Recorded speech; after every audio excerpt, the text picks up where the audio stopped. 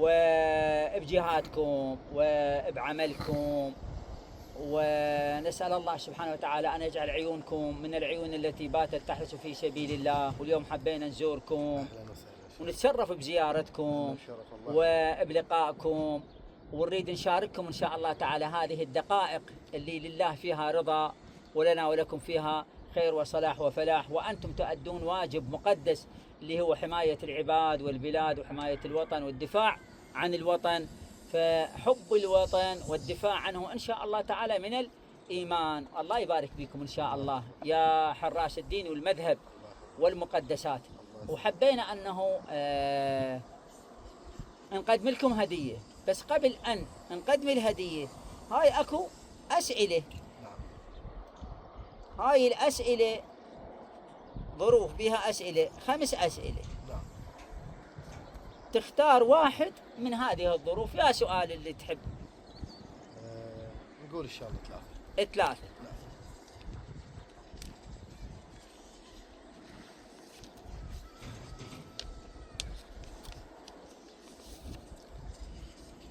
السؤال يقول: ما هو الشيء الذي يكون في الصلاة واجب وفي التخلي حرام وفي الوضوء مستحب وعند الجماع مكروه؟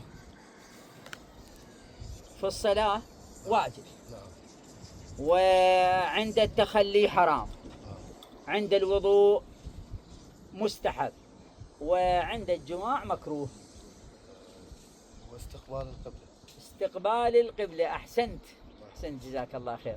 نعم، استقبال القبلة، فيجب استقبال القبلة مو حال الصلاة أثناء الصلاة. وكذلك يحرم استقبال القبلة أثناء التخلي. نعم، ويستحب أثناء الوضوء، ويكره أثناء ملامسة النساء أو الجمعة. إن شاء الله موفق، والله يبارك فيكم ويعيشكم إن شاء الله تعالى.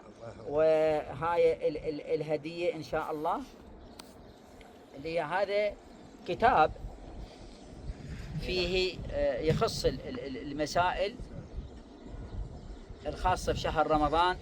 وهاي صورة السيد الشهيد الصدر رضوان الله تعالى عليه. وهذه هدية بسيطة إن شاء الله تعالى نقدمها إليك.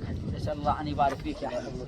العفو، الله يسلمك، الله يسلمك، موفقين إن شاء الله.